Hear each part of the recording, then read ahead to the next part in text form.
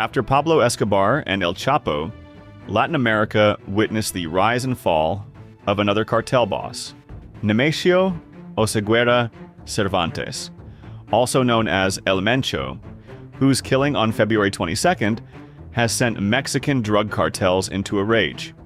Oseguera was in the police and then rose to become one of the world's most wanted fugitives. He formed and led the Jalisco New Generation Cartel, CJNG, and was considered Mexico's most powerful cartel lord after El Chapo. The United States alone offered a $15 million bounty for information that could result in his arrest. But as the Mexican government has now killed the cartel leader, what happens next? What happens to the drug cartel he led? Will Mexico see the rise of another cartel boss? Or will CJNG's archenemy, the Sinaloa cartel, dominate Mexico's cartel arena? CJNG's survival now depends on how quickly it can appoint a successor.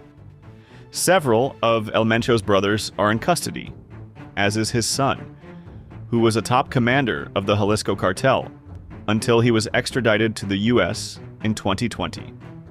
Now, there are three possibilities for who can hold the reins. Oseguera's widow, Rosalinda Gonzalez Valencia, could become the face of Jalisco, as she is the daughter of a drug lord and one of CJNG's most crucial financial operators. But in a world full of machismo, her rise to assume command is uncertain. Another possibility is that one of Mr. Oseguera's four commanders can rise to power. But if they fail to agree on a successor, a succession war could very likely erupt. The last possibility is that Jalisco dies with El Mencho, and its archenemy, the Sinaloa cartel, takes over and dominates Mexico's drug cartels.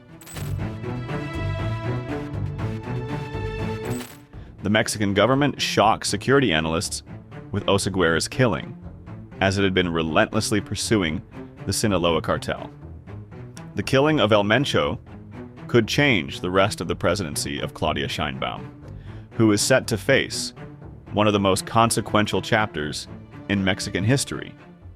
When Sheinbaum came to power in 2024, she deployed hundreds of troops in Sinaloa state, which benefited Jalisco by allowing it to expand its ranks and territory. The Mexican government seems to have split operations among its security agencies. Security Minister Omar Garcia Harfuch is spearheading efforts against the Sinaloa cartel, while the military carried out the operation targeting Mr. Oseguera. Violence broke out on February 22nd across at least 20 Mexican states, including Jalisco, Michoacán, and Guanajuato, leaving at least 14 people dead, among them 7 National Guard members. Guadalajara largely shut down as residents stayed indoors. Major football matches were postponed, and public transport and schools were suspended in several areas. The U.S. Embassy issued a security alert, urging American citizens in affected states to remain indoors. On February 23rd, the Mexican defense minister detailed the exact operation, describing how the military killed Mexico's most powerful drug lord. Surveillance of a romantic partner enabled Mexican armed forces to track down Nemesio Oseguera Cervantes and eventually led to his killing. On February 20th, through Central Military Intelligence Operations, a trusted associate of one of Mencho's romantic partners was located, who transported her to a facility in the town of Tapalpa, Jalisco. At that location, this romantic partner met with Mencho, and on February 21st, she left the property and information was obtained that Mencho remained at that location. He stayed there with a security circle. On the same February 21st, the operation planning was carried out. It is doctrinal, it is an axiom of military operations that are conducted. For those carried out by the armed forces around the world, the one who executes the operation must be the one to plan it. In this case, it was the Special Forces personnel and the immediate reaction Special Force personnel of the National Guard who planned the operation. That same day, an operational force was organized, made up of 3 components: a ground unit, which consisted of personnel from the Joint Special Force, Army Special Forces, and the Immediate Reaction Special Force of the National Guard, as I mentioned. There was also an airmobile force made up of 6 helicopters and Special Forces personnel.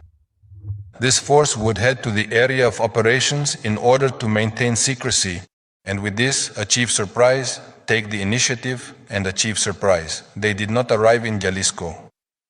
This force was under orders, on alert in certain locations in states neighboring Jalisco. And a third component was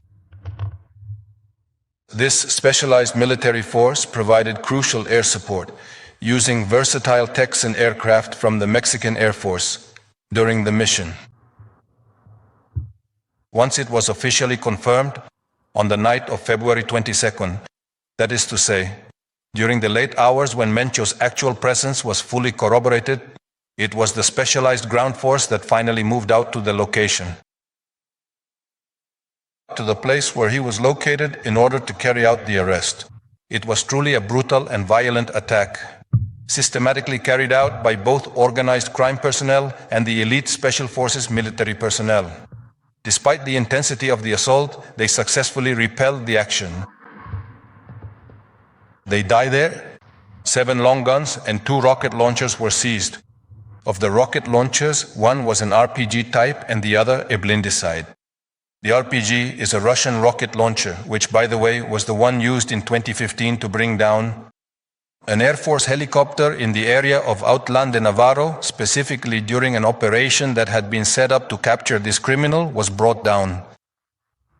8 vehicles were also seized, including 2 ATVs, as well as cartridges and magazines. El Mencho was wounded, along with 2 of his bodyguards, and 2 criminals were arrested. More. Yesterday, as reported in the press release, 3 long guns, 2 handguns, a rocket launcher, grenades, magazines, and cartridges were seized. There, unfortunately, a soldier was wounded during the intense conflict. In the first action I mentioned, at the cabins as well. 2 soldiers were wounded there. Once the situation was under control, military health personnel went to the place where Mencho and his security circle were, along with his 2 wounded bodyguards. They determined that it was necessary to evacuate them as they were in very serious condition.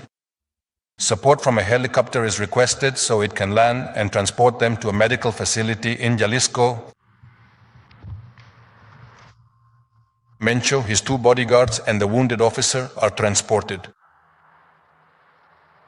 Unfortunately, he died on the way. Because of this, it is decided at that moment that the helicopter should head to the Morelia International Airport in Michoacan, where a fighter jet from the Air Force is stationed.